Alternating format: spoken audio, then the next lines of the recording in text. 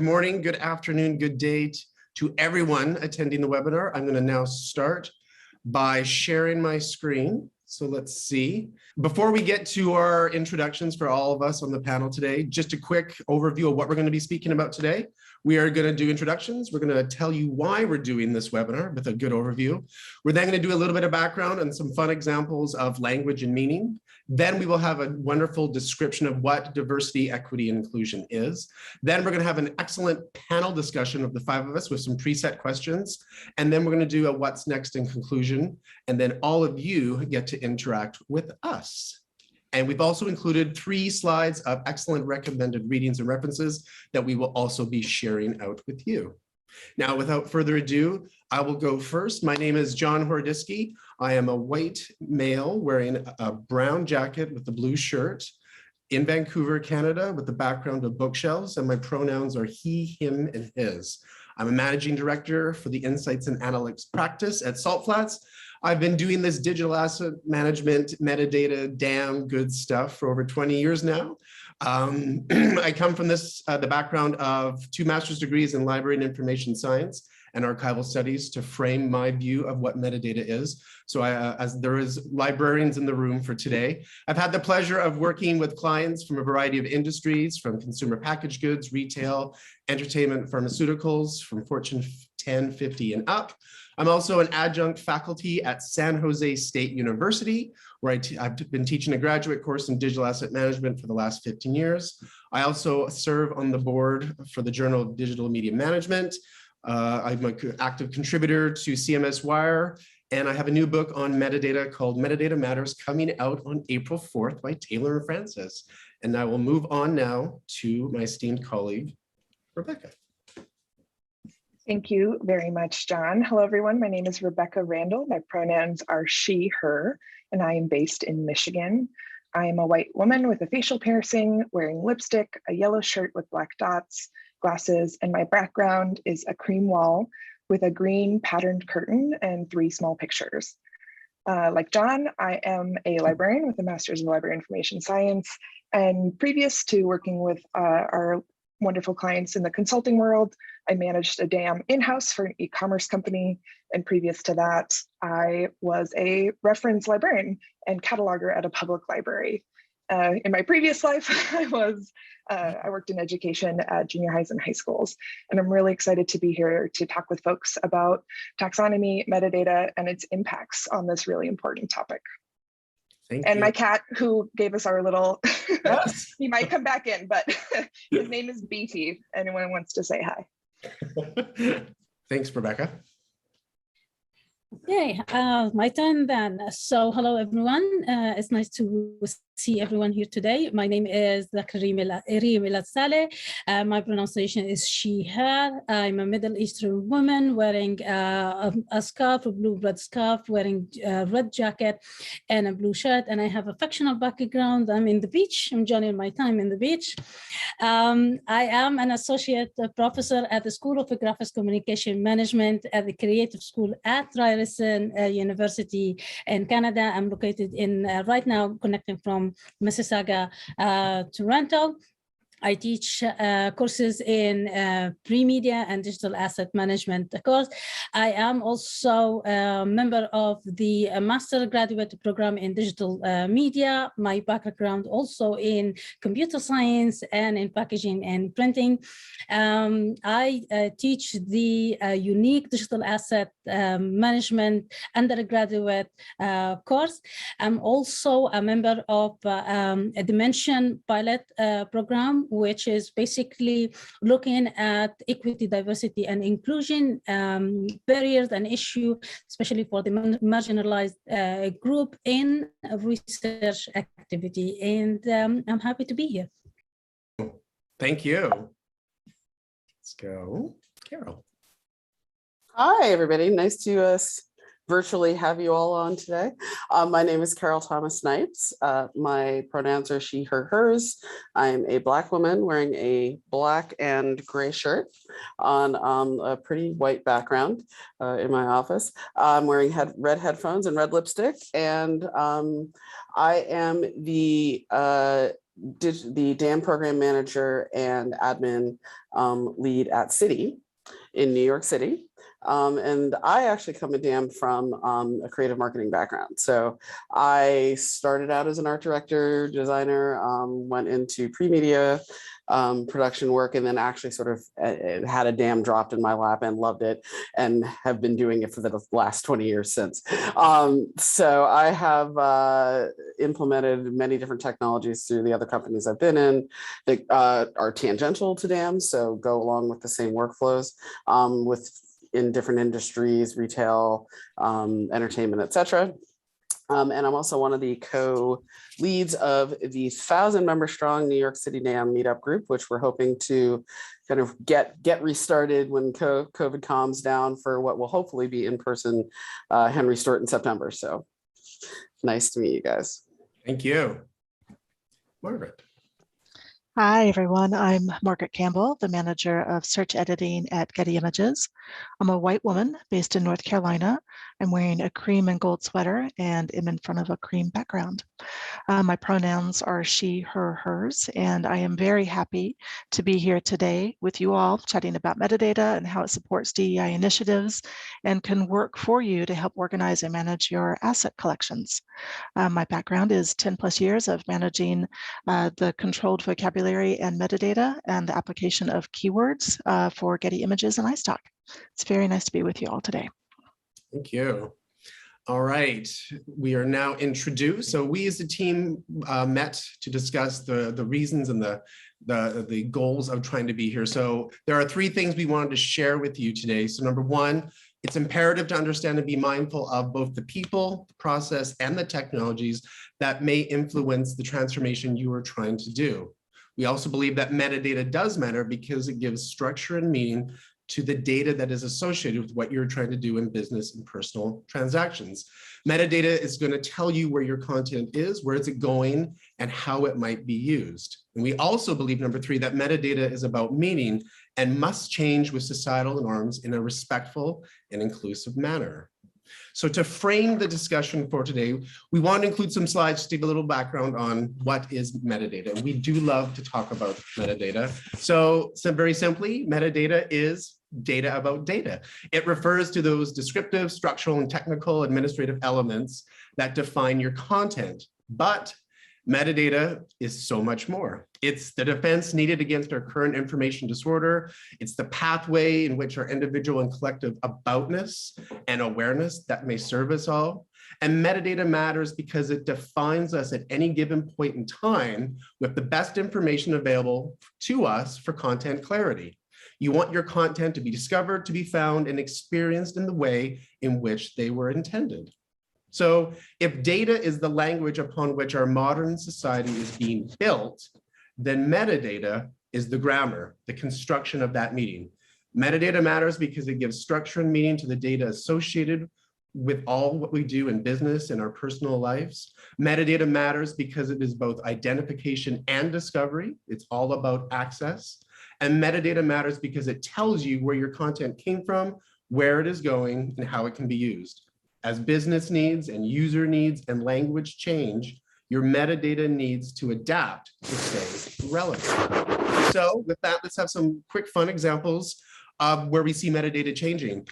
Let's just be honest, language is in a state of change. Every year, over 1,000 neologisms are being added to our languages. We are getting new words being invented, adorkable, adulting, zhuzh, which I love to say, but we also have new meanings for existing words, drone. Brand new meanings. It's a remote aerial vehicle, but it's other things. Metadata is never done because language is always in a state of change. Fun example.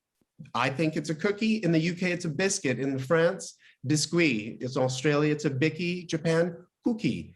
If you're working with visual imagery and who are your users, you need to realize there could be differences in how you understand and have meaning to the images you're seeing. chips and crisps. We have the UK, we have North America, we have Australia. Same company, similar packaging, the same kind of food you're eating, but differences along the way. And this one is a little bit more unique because now we're talking about language, and language is different. So if we accept that language is alive, then we must accept that language will grow, evolve, and change over time. Some things do need to change as a matter of respect, and other things change as a matter of socio-political changes in the world. Take, for example, the common phrase, "and the winner is." This is familiar to many award shows and events. It begs the question of who or what is a winner after all. And after 1988, the Academy Awards changed the phrase to "and the Oscar goes to." Show producer Alan Carr decided to make this change to be less competitive. The argument was made that everyone indeed is a winner, but only one person can actually win the Oscar. So that is one example of a change in how cause and effect was happening. Number two, during the AIDS epidemic in the 1990s, the term VD, which stood for venereal disease, became STD, sexually transmitted disease, to avoid any connotation of something being dirty. Furthermore, it changed around 2013 to become STI, a sexually transmitted infection, to indicate a shift away from the stigma associated with the word disease.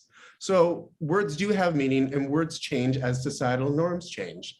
The last example is the term cisgender, which was first seen in academia in the 1990s, but it didn't gain momentum until 2007 when the transgender theorist Julia Serrano used it in her book, Whipping Girl. It then caught popular attention in the media and was eventually added to the OED in 2015.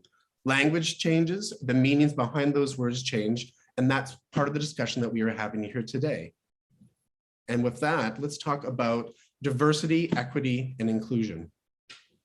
Thank you, John.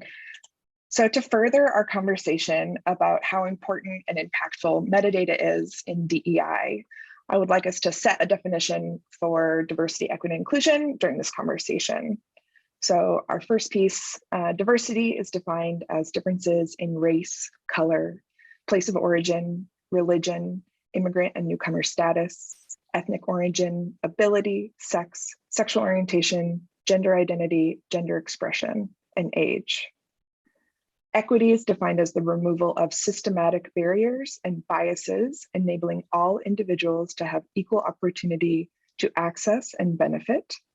And inclusion is defined as the practice of ensuring that all individuals are valued and respected for their contributions and are equally supported. And the impacts of how DEI is described using metadata is really important to ensure that all the terms used to describe your really important content and assets are organized to show relationships with intention and care for downstream impacts, because we all know and are working towards those positive impacts, but we need to also be mindful of potential negative impacts. Let's now move to the panel discussion. So now we are all going to get together for 4 major questions. How to get started with the change, reporting in DAM and other sort of content management systems. Number 3, governance, a word we all love, how to manage change over time.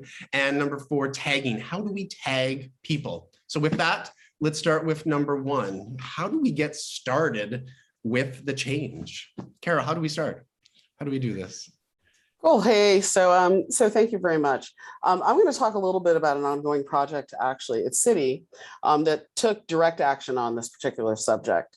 So Nikki Darden, who is our dynamic head of global marketing integration, D&I brand strategy, internal brand engagement, many hats, she saw a need for wider representation in marketing imagery around the globe. And she spearheaded an initiative at Citi, partnering with Getty Images and Cantor to create a DE&I imagery toolkit to continue walking the walk on diversity and equity and inclusion inside and outside of our walls. So as we all know, visuals really do impact the way we see ourselves and the world around us. When inclusiveness and diversity are considered in imagery, authentic representation is created that can change perceptions, it can shift mindsets, and help create lasting connections between brands and consumers so they see themselves. So for this project, what we did is we leveraged Getty's proprietary insights from hundreds of millions of annual downloads billions of annual searches, their expertise as the world's leading visual content provider, tapping into the consumer perspective with their visual GPS research, plus data and insights from the leading research agency Kantar, rounded out our findings with a deeper understanding of cultural attitudes, behaviors, and stereotypes. The goal is to equip our marketers and communicators with knowledge, tools, and training to drive authentic and multifaceted depictions of people in our creative assets globally. So each toolkit is market specific because diversity looks different in different countries. And the team launched the US toolkit in Q4 of 2021. And by the way, Citi working with Getty is providing this toolkit for free. So there's a link for it in the deck that we're going to be providing you after the webinar today. And during 2022, we're going to roll out across the remaining markets, including the UK, Mexico, Singapore, India, and other markets. But as part of the work we did with Getty, we're also creating custom imagery to fill in missing DE&I gaps within our image libraries. The imagery created through this initiative considers aspects of visual representation that Rebekah just talked about, such as race, ethnicity, gender, sexual orientation, age, disability, body type, religion. And using our DAM as a one-stop shop, as it were, for marketers to find imagery and assets, the goal is to have accessible, diverse, and inclusive imagery for teams to leverage in their global work, where when they go searching, the results reflect the diversity of the wider world. So to facilitate this, we're going to be leveraging the stakeholder feedback that we get from the various markets, which is important, the toolkit research that is ongoing, and Getty's search and metadata expertise to tag these images effectively. And yes, of course, we're going to tag the images to facilitate finding them and filtering, but more importantly, and we're going to talk about this a little bit more later, it'll enable us to analyze keyword and use trends to enable our marketing teams to continue improving DE&I in our content. So that's the Citi project we have going on. We're really excited about, and Margret, we're going to be working with Margret on this a bit too. Yeah, absolutely. This is incredibly exciting. And at Getty Images, our controlled vocabulary system supports all the visual content on our sites. Because of this, we must have a dynamic and deep vocabulary structure in place to support both the most basic descriptive searches, such as dog and cat, as well as the more nuanced searches for visuals depicting diversity, equity, and inclusion. We are constantly reviewing and modifying our vocabulary to keep it fresh and reflective of current terminology, and balancing that with how our customers are searching and how searches differ across the globe. During a review of the race and ethnicity portion of our vocabulary, it was identified that the keyword Caucasian ethnicity needed to be changed as it was outdated and rooted in bigotry. Search frequency reports, however, showed that our customers primarily still use the word Caucasian in their searches. The solution we arrived at was to change the keyword to white people with supporting synonyms containing Caucasian. Metadata evolution is constant, and we will continue using metadata reporting to assist us in growing and enhancing the Getty Images controlled vocabulary. I have a different story on how do we change. Sometimes you need to actually adapt and change metadata because of an incident or because of something that's happened. So in our case, for those who doesn't know, the university announced in August of 2021 that it's going to change its name after the process that it's linked to the namesake 19th century educational farmer Egerton Ryerson with the design of the residential school system in Canada. This step actually was based on a 22 recommendation outline in the Standing Strong Mesh Puwen Task Force's final report, which is one of the recommendations was to renaming the post-secondary institution. So the way that they started is that with a community-based consultation. So in November 2021, a survey was sent to all the Ryerson community, the students, the staff, the alumni, to gather their input on the new name of the university. They have received more than 20,000 responses through over 3 weeks of the survey. And there will be several steps that is going to be announced on what is going to happen next after the survey. although the name is going to change, but the overall branding, it's going to still always have the same look and name. We're still in the naming, changing the process, but I do expect that there will be a lot of work is going to be done in updating and changing the asset and their metadata to reflect this change. And I think you raise an interesting point here, because if we say how to get started with the change, I think the change is actually happening regardless if we're ready or not. So these are great examples. The one you mentioned with Ryerson, I think in Canada, many other countries around the world, we see statues coming down, we see names being changed. And for those of you on the call in the webinar today, hopefully this has been inspiring to sort of think about, how do I get ready? And one way in which we do that is reporting. And Margret, you did make a reference to this, and I think it's fascinating to talk about the work we do, but when we report back on it, what do we learn from that? What are we missing? What are we seeing? Please share with us how you've seen reporting be of value. Yeah, absolutely. While we're all fully leaning into diversity, equity, and inclusion at Getty Images, being the change, as you mentioned, while also acknowledging the past, the now, and the future definitely has its challenges. Using data and reporting is crucial in my life, in my daily life of managing the search metadata for Getty Images, where we need to be on top of identifying when words need to change or be retired or made invisible to our customers, but still searchable. Understanding how changing words impact search, especially in different global regions, is another benefit, and one that we really lean into, we rely on in our metadata reporting.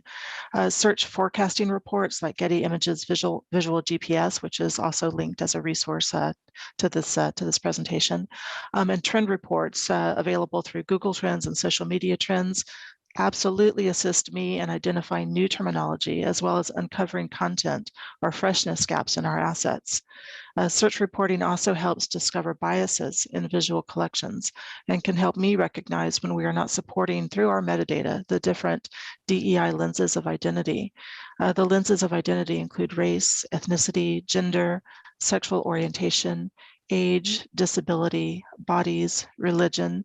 Recognizing these are vital to our brand principle of rejecting biased behavior and being inclusive of different voices, perspectives, and experiences. So we're on to the reporting thing. Thank you so much.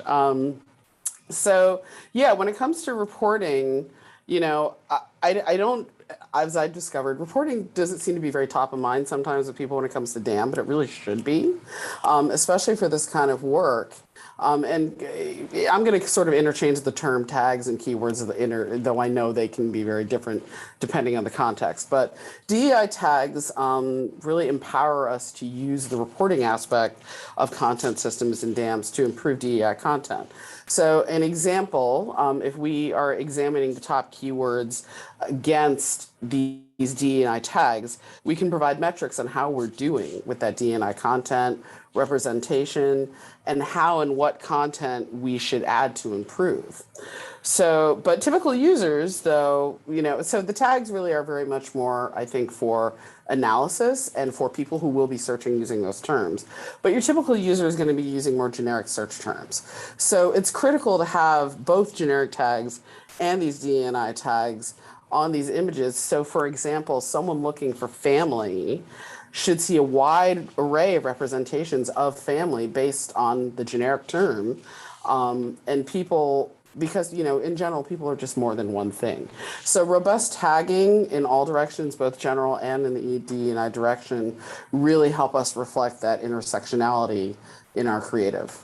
Yeah, absolutely. To follow up on this example that Carol just provided, building from generic and broad category or thematic terms can help to organize the visuals so you know what's already available, what's needed to support your brand message. And for example, tagging, and I'm using tagging and keywording also interchangeably, tagging with generic words like using woman as a generic word, as well as more specifically respectful terminology like transgender woman, will result in the ability to use metadata to report on a wide and narrow scale. Reporting on how many assets of transgender women are available in the broader collection of women will assist you in uncovering content gaps and potential biases in collections. Yeah, I would really highly agree with both Carol and Margaret on the importance of the reporting and important also of using the tagging that also reflect that. The same concept I would like to add is when you consider like tagging concept, like for example, powerful, you would then expect to receive an imagery or an asset that would represent people of disability posing in like on a powerful position, for example. So that's really important. So then as we move through how to get started with change, think about reporting, the next logical thing to consider is the goodness of governance. Now, we on the panel, we do like this term. We love using governance. Governance has many good things to do. For many of you on this webinar might be thinking, tell me more about governance. Should I be doing, is this something I should be doing? The short answer is yes, but we're gonna have a little discussion on governance. Reem, Yeah, it's the goodness of governance that you are participating in. It's really important. It's really important, as you said, John. It's to start actually with the team who's going to be responsible for managing your asset and your metadata. So here's something that you need to think about: how equity, diversity are intentionally considered in a team composition. How the process of actually selecting those teams will actually deliberately inclusive, and how EDI or DEI, I'm using the term interchangeably because we start with equity, diversity, and inclusion, has been addressed in your organization governance model. This was actually good, highly affect on the way that you are going to manage your metadata. So it's going to start with the way that you select your team member and actually build that governance tool. Carol, what context is important for you with governance? So really, the context that I come at when it comes to governance is knowing the life cycle of your assets, and it can really help you know the rules of the road when it comes to, change triggers, timing, how and when to change, and then also knowing the context of your assets. I think knowing the context and knowing whether or not we're talking about the difference between marketing assets versus, let's say, archival assets in a museum, those are different contexts when it comes to governance. So, an example I would use here is, terms that are now deemed inappropriate should be removed as tags. I think some people would think that, as opposed to terms that have deprecated in society for whatever reason, could be relegated as synonyms or put in alternate fields. But you also have to consider that resource. If my assets are going to expire in 6 months, then you really have to think about the resource and the effort involved in going backwards and making all that change to those assets to keep, let's say, the old terms in there. You've got to find out whether or not it's worth it for the type of assets that you're doing. So, you got to look at the whole thing holistically and know the context. It's very important. Which speaks to the why, the who, and the how of doing governance. Why do we do this? Well, because language changes. Our images have to reflect a currency of what is being in societal norms. Potentially the metadata is out of date. Maybe the meaning has changed. Maybe the metadata is just simply damaging in 2022, and we need to look at it in a different way. So then the who, have your team had DEI, EDI training? Do you have a librarian on your team who is knowledgeable and cognizant of the power of metadata, able to help make these changes? Are you including legal to the discussion at some point to say, I need help on this issue. Is this the right thing I should be doing in this context? And then the how. Well, how do you make the change? Well, there's some simple things you can do. You can add, as Carol and Margaret have sort of influenced, you can add new terms, you can edit terms, you can remove certain terms, you can put synonyms in, you can put in note fields, you can encourage a frequency of review of the content you have. So you are actively looking at it, not tagging once and putting away, but review it on a regular basis. And if there's additional approval that is necessary, that is being added, and just who is being informed of the changes. If you do make changes to the metadata, are you telling your users that the change has been made so that they are able to better understand the newness that is happening? So then in terms of like that, the currency of making those types of things, what about stuff in the past? Reem, do you have some good examples of what do you do with governance for the past, things that have already sort of happened? Yeah, so I'm going to link again to the example of the renaming the Radisson University. We are still in the process, but this is something that link actually to what you just said, John. So one of the recommendations that the task force included in the report that with the naming changing is that they include a recommendation to share any material that recognize the legacy of Egerton Radisson, but at the same time, it will be providing more opportunity to learn about the indigenous history and the indigenous colonial relationship, which is clearly tagging to what you mentioned and what Carol so briefly said. And as for the degrees, is going to still with the name changes, it's going to be still active. And for anyone who actually got the degree in the past, so there will be some implementing process, as we mentioned, to add, so people can submit their previous degree to change it. So there will be, as you mentioned, a process to go a little bit back to change some of the metadata. We did a quick time check. Things are doing well. There is a voluminous amount of questions being presented to us. So we have one more topic, but this is the one that when we met as a team and we talked about it with colleagues and professionals, this was one that gave a lot of interest, and that is, how do you tag people? And this is something we can't avoid in our marketing and our historical documentation. People are part of everything we do. So how do you start tagging people? I'll pass it over to Margret to have some good examples of how do you tag people? At Getty Images, we use the who, what, where, when, why question process to help kind of train the eye of the people adding the keywords. We find frequently that so much effort is spent on trying to capture every detail of an asset as a tag that the main subject, concept, or theme is overlooked. Using these questions, the who, what, where, when, why, can also help to identify bias in ourselves as keyworders. When answering the who question, I can ask myself, am I using the most respectful terminology, or am I unintentionally using outdated terminology that could cause harm? Getty Images, changing our vocabulary to white people from Caucasian is an example of this. When communicating, when communicating with our visual content providers, I stress the importance of providing metadata that describes people as they describe themselves. Model releases are also a great source of true personal information. Pardon me, I'm going to lose my voice. True personal information provided by the model, which hopefully we can then capture as keywords or tags. I'm personally passionate about keywording, and I'm also personally passionate about search data strategies, but understand that it's not everyone's cup of tea. Whomever is tagging should understand that a well-keyworded asset will benefit them in the long run. Metadata is vital for discoverability as well as for reporting.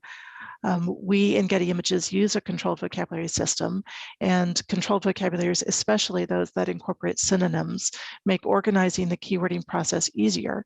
You can also build relationships between words within a controlled vocabulary structure, which means you can apply fewer tags and still have a very robust search experience. And of course, this can be achieved without a database of controlled terms, just by being diligent and consistent in adding broad terms as well as specific and respectful tags to assets. That's excellent. Now, what about think about like educating oneself, educating our teams? How about training? That's something that I think everyone participating today as an audience participant member was thinking, well, is there bias training? How do I even get to that place? Reem, do you have some good examples of where you've seen training work in a good way? Yes, that's really important. And as I mentioned, given the fact that I also was part of the Dimension program, all the faculties, all the people in the at our university, they really want to do the changes. They are eager to do change, but they don't know where to start. It's really started with the education. The thing is that DEI is like a framework for creating the environment fair and welcoming or individual and merit-based.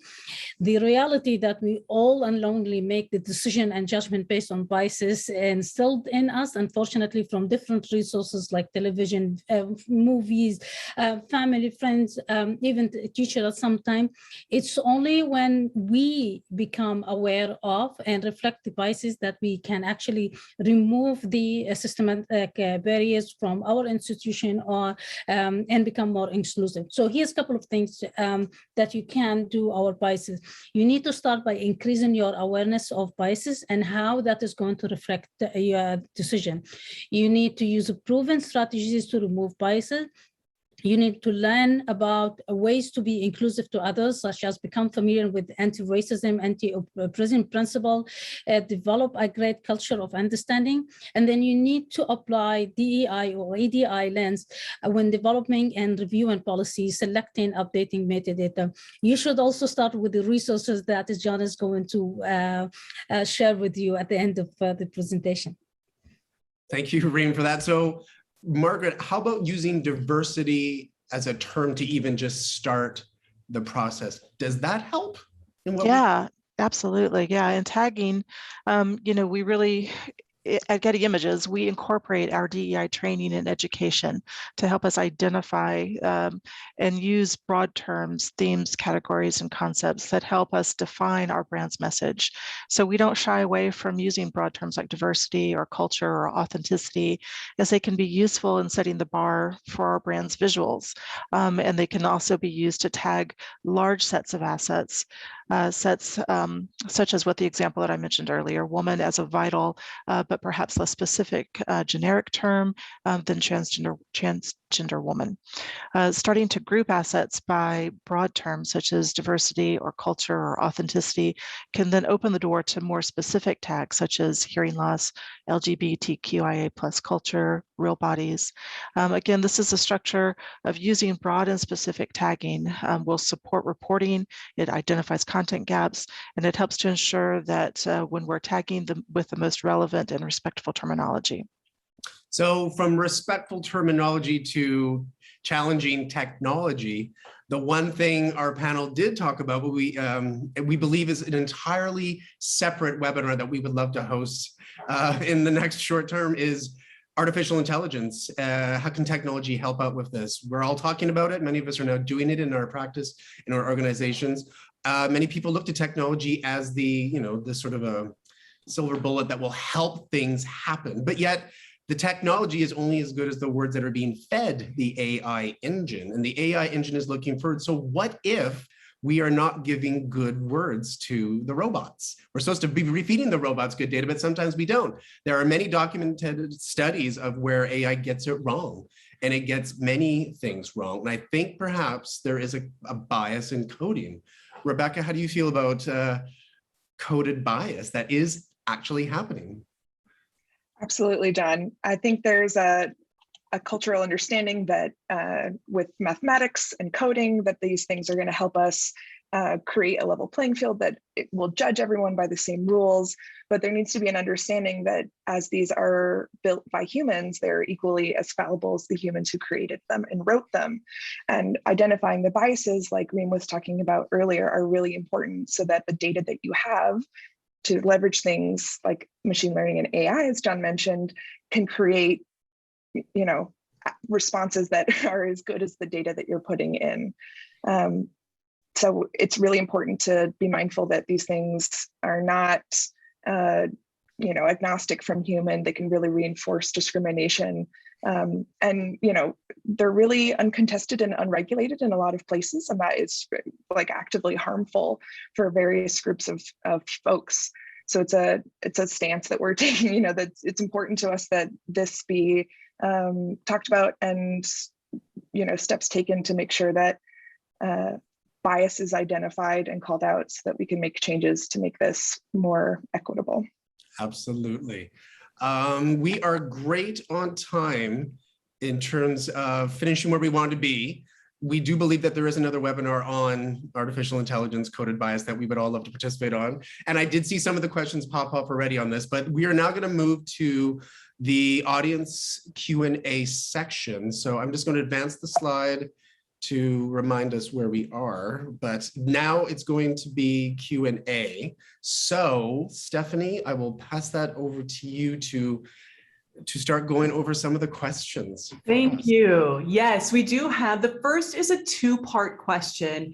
It starts, how do you handle keywording tagging people for things such as gender, ethnicity, sexuality, if this has not been explicitly disclosed by the photographer and or subject? Margret, I know you have some great examples from Getty that speaks to this. Yeah, what I would say is, hopefully your asset, your visual asset came with some type of metadata, whether or not that would be a caption or a title that you could use to then use that to kind of tag accurately the asset in your DAM system. But also I would encourage you to go back to your source. If you really do want to use terminology to tag your asset that supports how the model or the person that's visible in the asset respects or refers to themselves, I would go back to the source and see if you can get more information. And one thing I would add to that I know we talked about when we all met together is also, I do think sometimes we need to take a look at the model releases. Rebecca, I think you even mentioned this, that sometimes you can get a little caught by assigning things like gender and gender expression, et cetera, to a particular model in an image, or using that image in a particular way. And I think you need to be careful sometimes of just knowing what your rights are when it comes to how you're using them, to make sure that they didn't put any restrictions on how you can tag them, in what ways, etc. So it goes both ways there. Absolutely, Carol. And I know a lot of clients that I've worked with are really interested in, limiting their legal liability. And so going back to legal, and this is a great task for a governance board to be going to legal and saying, we need these pieces added to model releases. If they're not there, we need folks to be self-disclosing, because then we're going to be able to accurately represent them in our content. And I think that's really important. And if global means you can use it however you want, Right. And the word you used, Rebecca, that self-disclosure, that's an excellent phrase. If anyone on the call or the webinar today can just remember that when you work with your vendors and there are these releases, self-disclosure, then you're allowing that to be part of the administrative process or as early up the chain. I think that's a good thing. Good question, Stephanie. The second part of the question was, how do you address cataloger unintentional bias? It's a great question, and it's something in library land that is referred to as catalogers' judgment when they're making calls on how things are being assigned. And I would refer back to the piece that Reem spoke on training and awareness, as well as what Margret and Carol had spoken about with reporting, and really using those two tools to help inform and identify where intentional bias might be showing up. And the reference slides that we have coming up I think are going to be a great place to start with that for next steps on how to action that in your business. The next question, what is best when you don't know the ethnicity of the subject? Yeah, I think that goes back to how we've answered the previous question. Try to go back to the source, try to find out if you can have the source refer to the model release. That I think would be how I would go about doing it as a keyworder within Getty Images. I would want to know how the model identifies themselves before I would start to add a tag to that. My only addition to that would be don't leave it blank. Don't leave it other, and don't leave it miscellaneous. That is disrespectful. Do your best to find out what the correct term is and then use the correct term. There was a well-documented example during the last election where CNN did use a slide where they did have others, and no one wants to be another. We want to be something. So let's just find the time and the right ways to find what that something might be and use that. Often I am in the situation where I have to make assumptions about people. Most of our photos are members of the public and are not models, and I don't know how they actually identify. How do I best approach this? That might be where you could also start to use some of the more broader, less specific terms, if that works within your brand identity. So if you know that the person is generally an adult, you can add an adult age range instead of a more specific age range that would be 35 years old, for example. I would just try to think about it. Also step back and really ask the question about why you are wanting to put a certain tag or keyword on an image. Is there something that you need to investigate within yourself when you're looking at that file, and your initial thought is to put a certain tag on it? You know, question yourself to make sure that you're using the most respectful and the most current terminology. I was going to speak to that, Margaret, exactly, of what is the business need of applying this term? Like, are there, what does it serve when you're applying that, and making sure that that's well thought out in that during that process. Again, another great task for a governance board to be documenting, so that there's, again, to the piece about cataloger's judgment, so that there's standards in how that metadata is being applied. Another question that came in, for keyword categories like disability, where the disability may be visible, like someone in a wheelchair, or not, like someone with hearing loss, how could a keyworder assign values?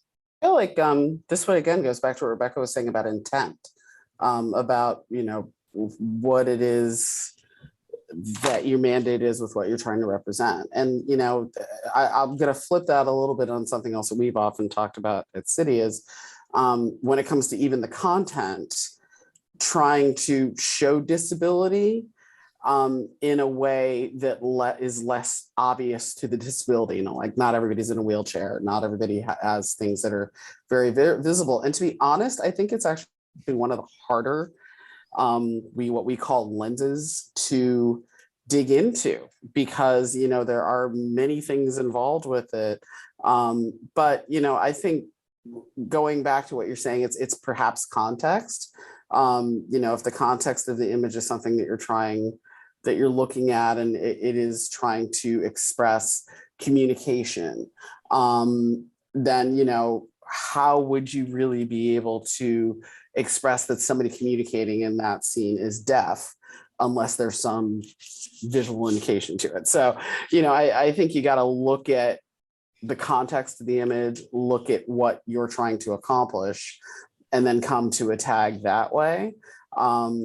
But, you know, I think some of it also comes down to having better content, you know, and that's going to be down to all of us to try to, we creative ones, to try to come up with more creative ways of showing these different things. So it's a little bit more, so there's a way to describe it that isn't just so, for lack of a better term, tokenizing, but you know, somewhat. I can look at it as something else. Maybe try to look at those kind of images to where you have the question in your mind, would this image be the best to represent this?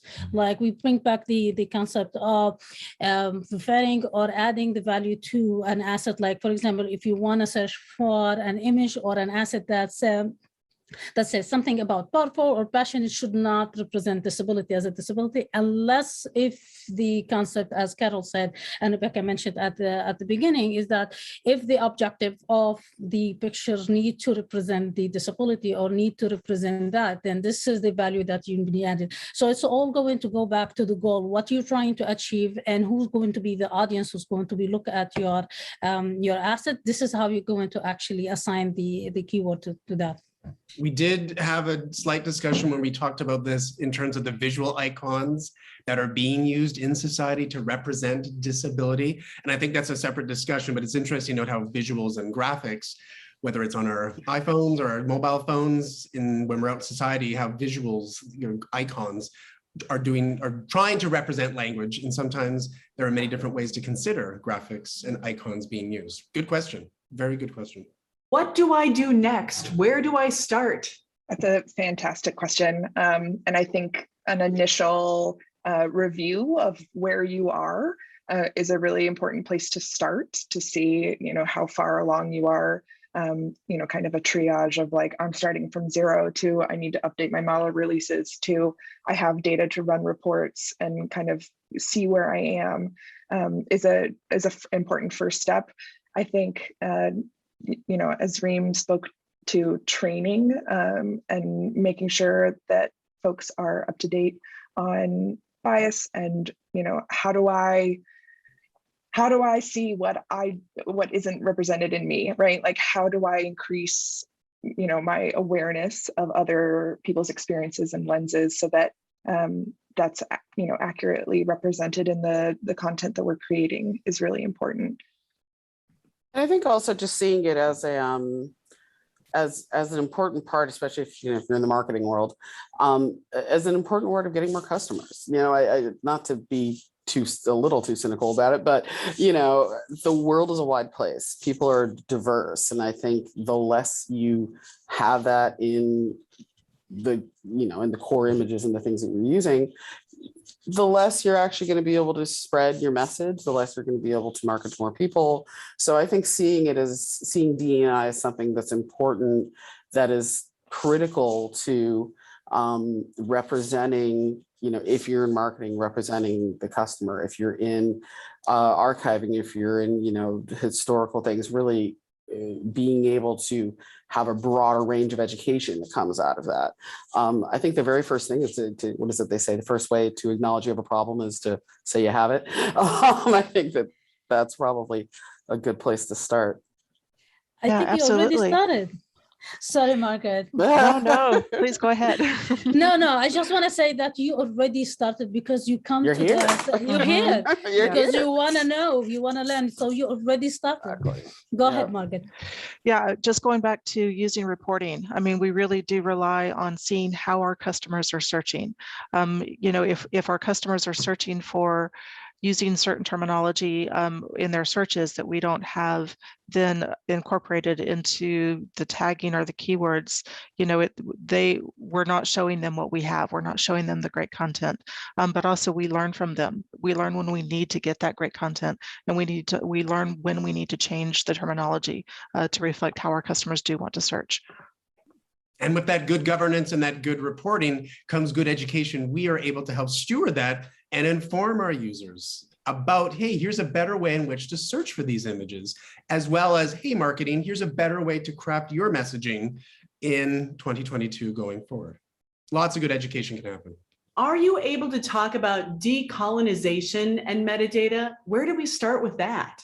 Who would like to go first? I mean, Reem, you're kind of in some ways at Ryerson University, you're kind of living through a good modern example of it in the real time. Is that correct? Yeah. Exactly. Education. I'm going to start with that. Learning about like different community. It's also that's a starting point. It was unfortunate that we had to go through the whole thing or the whole process of naming our university because of the discovery of the 215 kids buried in different places under the residential school, but we should not wait until incident happened. We already are supposed to start, but yes, it's education. It's learning about the different community, which is going to help us to better shape the metadata and the information that is going to be assigned.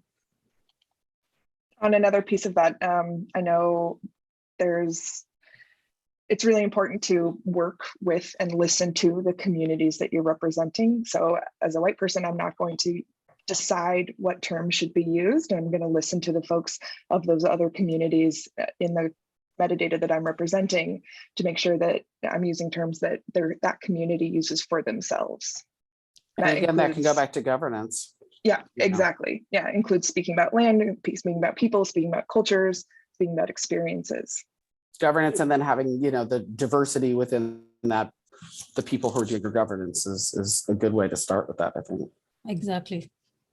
I think we have time for one more question, and that question is, if you are really unsure of a model's ethnicity but know they are Asian or Black, is capital BAME an acceptable term to use or not? That's a new one. Yeah, we at Getty Images, we've BAME is kind of not at Getty Images, but BAME in society is kind of it can be tricky. I think we tend to use people of color versus over BAME. BAME can be tied to, in the UK, can be tied a bit to some disrespectful terminology. Good to know. So all unanswered questions, we, the panel, will go through those and respond to that.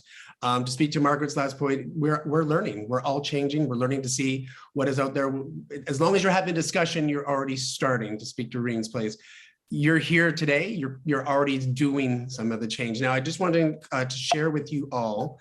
You are going to be getting 3 great resources: recommended readings and references, DEI in general, image tagging, and then lastly, training and awareness. These are great examples where you can take your first steps and go further on. I want to end with the following quote from Angela Duckworth, and that is, "Language is one way to cultivate hope.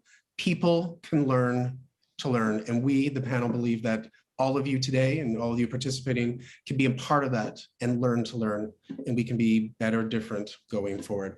I would like to take this moment to thank all the panelists, Rebekah, Reem, Margret, and Carol, for contributing to this discussion. I do believe there is so much more that we are able to do going forward, and I think you're going to hear from us again, but I do want to thank you very much. For those of you in attendance, you will be getting an email with these slides.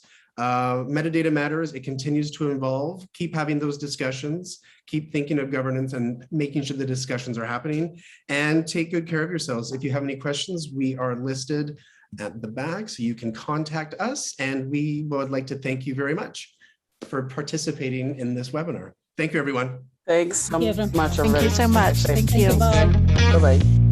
Bye-bye.